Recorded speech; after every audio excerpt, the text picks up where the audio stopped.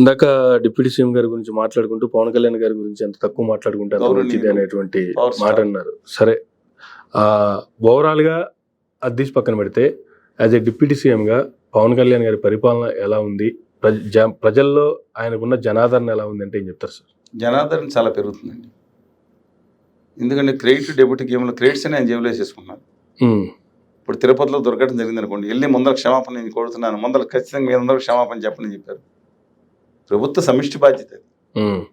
అలాగే అక్కడికి వెళ్ళి సీజ్ ద షిప్ అన్నారు. జనం ఏమనుకున్నారు, చంద్రబాబు నాయుడు గారు వీళ్ళందరూ ఉన్నారు, ఈయన అయితే కరెక్ట్గా ఉన్నారు. ఆ షిప్ ఏదైందో, షిప్ ఏమైందో, తర్వాత ఏమైందో ఎవరు జనం పట్టించుకోరు.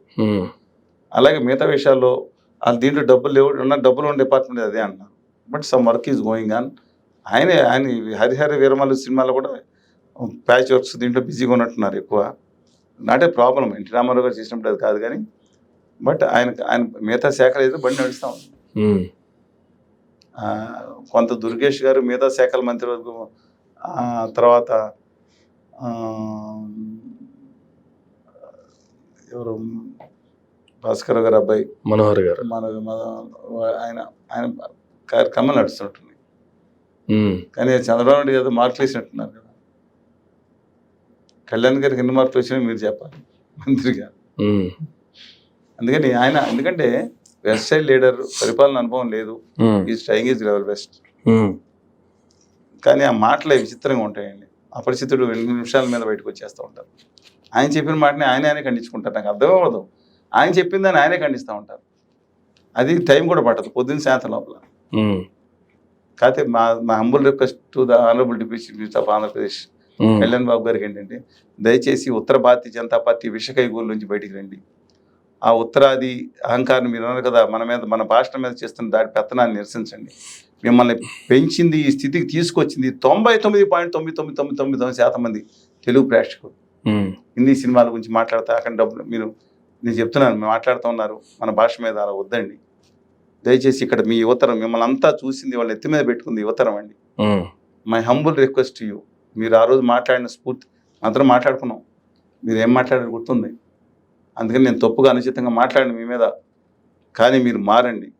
ఈ యువత మీకోసం వస్తుంటే వాళ్ళ సినిమాలు చూడండి, వాళ్ళనేమో చొక్కాలు చింపుకోవడానికి కాదని మనం చెప్పాల్సింది. వాళ్ళని హోదా విభజన హామీలు వస్తే నువ్వు ఇండస్ట్రియలిస్ట్ అవుతావు, నువ్వు ఆత్మగౌరవంతో బతుకుతావు, నువ్వు 10 మందికి ఉద్యోగాలు ఇస్తావు. ఆ దమ్ము ఉంది, కెపాసిటీ ఉంది, కలేజా ఉంది తెలుగు జాతి యువతలో. నేను చెప్తాను నిజాయితీగా, నేను ఉంది, మా యువతలో ఉంది. ఏం తక్కువ మా యువతకి. అమెరికా వెళ్ళినా సాఫ్ట్వేర్లో కనపడతారు, ఢిల్లీ వెళ్ళినా సాఫ్ట్వేర్లో కనపడతారు, ఇంకోటి దగ్గర హార్డ్వేర్లో కనపడతారు. కష్టపడి పని చేసే శ్రీకాకుళం లేబర్ కాయ కష్టం చేసేవాళ్ళు ఉన్నారు. అగ్గిపెట్లో చీరను వేసే నైపుణ్యం కలిగిన వాళ్ళు ఉన్నారు. వీణ వీరన్న గారిని సరద్ద కాటనికి మనకు చెప్పలేని అన్సంగ్ హీరో ఒక ఆయన ఉన్నాడు, పెద్ద టెక్నాలజీ కలిగిన వాళ్ళు ఉన్నారు.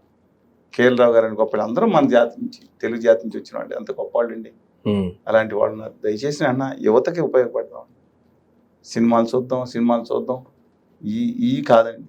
లేకపోతే సనాతనవాదిని ఏందండి, నాకు అర్థం కాదు. ఆర్య సనాతనవాదం అనేది మన దక్షిణాదికి వర్తించదు. దయచేసి కళ్యాణ్ బాబు గారు, మీరు దయచేసి పుస్తకాలు బాగా చదువుతారు. 86 పుస్తకాలు, 2 లక్షల పుస్తకాలు చదువుతున్నారు. కేసీఆర్ గారితో ఇంత కన్ఫ్యూజ్ అయిపోతాను. అందువల్ల పుస్తకాలు బాగా చదువుతారు, చదివే మాట వాస్తవం. కానీ మీరు పుస్తకాలు చదవండి, బిహెచ్ వేసిన పుస్తకం చదవండి, ఉద్గ్రంథాలు చాలా ఉన్నాయి. ఆ ఆర్య సనాతనవాదం మనకు వర్తించదు, కేవలం ఆర్యవర్తనం వర్తిస్తుంది. మనం మేచులు, చెత్త బ్యాచ్ అని చాలా ఉంటాయి వాళ్ళు రాసుకున్నారు. రెండోది, నా దేవుడు మేము దేవుడిగా కొలుచుకునే వెంకటేశ్వర స్వామి విలువను దయచేసి తగ్గించొద్దు. మీరు మొన్న అయోధ్య వెళ్ళినప్పుడు మాట్లాడారు, ఇప్పటి వరకు తిరుపతి, ఇప్పటి నుంచి అయోధ్య ఏందండి నాకు అర్థం కాదు. చేద్దాం ఏం, మన వెంకటేశ్వర స్వామి ఏం తక్కువ అండి మనకి. మన అయ్యప్ప స్వామి, వెంకటేశ్వర స్వామి, మన షిర్డీ సేవ, మన అవమానకరంగా మాట్లాడితే మీరు సహించుతున్న విధంగా ఉండకూడదు. మీరు such a powerful star you are.